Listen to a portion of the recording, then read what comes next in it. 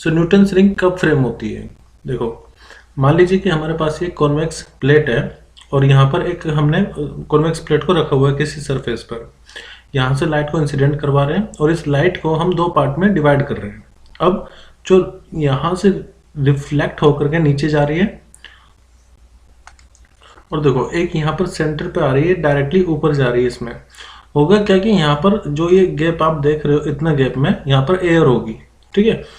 जो light directly normally इस पर आ रही है, यहाँ पर बीच में तो कोई एयर नहीं, डायरेक्ट कांटेक्ट है ओ पॉइंट पर, लेकिन यहाँ पर बीच में एयर है। तो होगा क्या कि जो सेंटर पर लाइट है और जो यहाँ पर लाइट है, उनके बीच में कुछ ना कुछ फेज डिफरेंस क्रिएट हो जाएगा और उसकी वजह से आपको अल्टरनेट डार्क और ब्राइट फ्रिंजेस देखने को मिलेगी। ये जो अल्टरनेट डार्क और ब्राइट फ्रिंजेस थी, ये सबसे पहले न्यूटन्स ने डिस्कवर करी थी या न्यूटन्स ने ऑब्जर्व करी थी।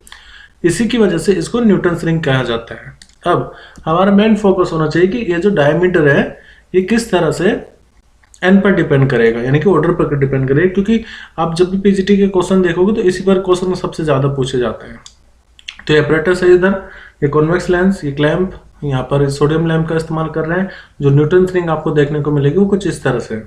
सेंटर पर आपको मिलेगा डार्क, यानी कि सेंट्रल रिंग जो होगी वो डार्क होगी और उसके बाद में आपको अल्टरनेट डार्क और ब्राइट रिंग्स बनती हुई दिखाई देंगी, जैसे इस फिगर में आप देख पा रहे होंगे।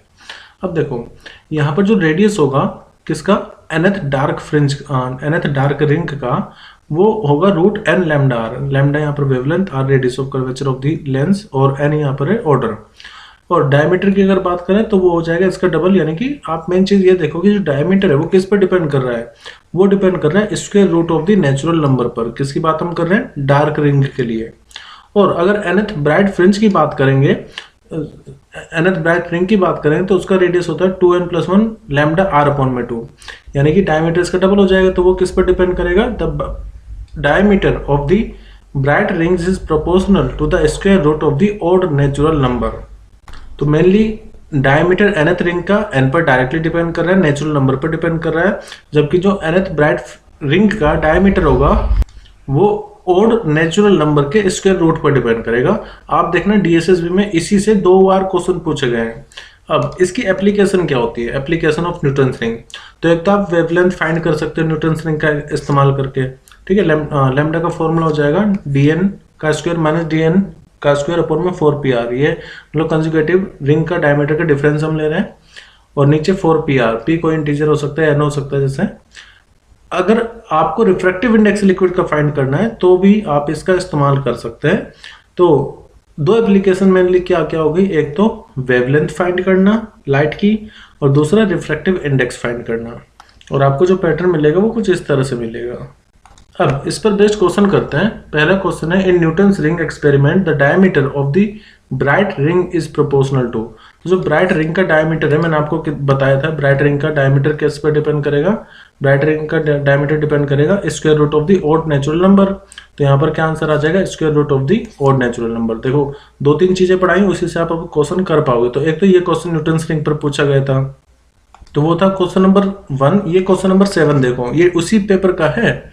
इन Newton's ring experiment the diameter of the dark ring. इस बार डार्क रिंग का डायमीटर का पूछ लिया, किस पर डिपेंड करेगा।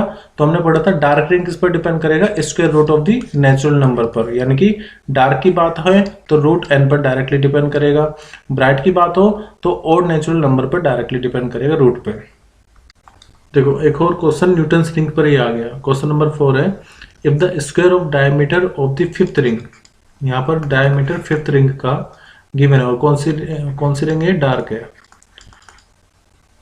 Fifth ring in Newton's ring is 5 millimetre, तो इसकी वैल्यू 5 मिलीमीटर। तो पूछा है कि then for the 10th dark ring, यानी कि जो 10th डार्क रिंग होगा उसका डायमीटर कितना होगा, ये आपको फाइंड करना है।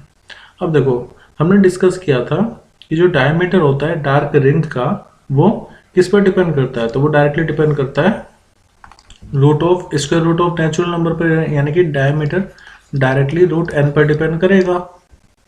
तो यहाँ पर अगर मैं वही पॉइंट मानूं कि डायमीटर रूट n पर डिपेंड करेगा, तो मैं ये लिख सकता हूँ कि diameter of 10th ring upon में डायमीटर ऑफ 5th रिंग वो बराबर होगा रूट में n की वैल्यू, यहाँ पर मतलब n जब 10 होगा अपॉन में n जब 5 होगा। अब इसकी वैल्यू बस पुट कर देंगे तो हो जाएगा रूट 10 और ये हो जाएगा रूट 5, तो D10 अपॉन में D5। D5 की वैल्यू तो हमें पता है, तो D10 निकालना 10th रिंग का, वो हो जाएगा D5। और देखो ये कितना आ जाएगा 10 अपॉन में 5 यानी कि 2। अब 10th रिंग का डायमीटर जो होगा वो 5 टाइम्स वो √2 टाइम्स होगा जो 5th रिंग का डायमीटर है। इसका मतलब ये हुआ, तो हम लिख सकते हैं जो डायमीटर होगा 10th रिंग का वो √2 टाइम्स होगा diameter of the 5th ring के। हमें गिवन था square of the diameter of 5th ring, यानी कि यहाँ पर आपको स्क्वायर भी करना पड़ेगा actually. Square of the diameter of the 5th ring dark ring के लिए वो 5 मिलीमीटर है। तो आपको निकालना है D10 का, यानी कि D10 के स्क्वायर का आपको निकालना है, क्योंकि यहाँ पर ये वर्ड स्क्वायर दिया है ना, तो यहाँ पर मैं क्या करूँगा, दोनों तरफ स्क्वायर कर दूंगा, यानी कि diameter of 10th dark ring का जो स्क्वायर होगा it will be equal to √2 का स्क्वायर करोगे 2 आएगा, और यहाँ पर D5 का स्क्वायर आ जाएगा। तो 2 इंटू में D5 का स्क्वायर की वैल्यू कितनी है 5 है, तो ये आंसर आएगा 10 मिलीमीटर। ठीक है, तो ऑप्शन 4 यहाँ पर सही होगा। इस वर्ड को जरूर ध्यान देना होगा, if the square of the diameter, तो यहाँ पर डायमीटर के स्क्वायर मतलब 5 मिलीमीटर गिवन है। नेक्स्ट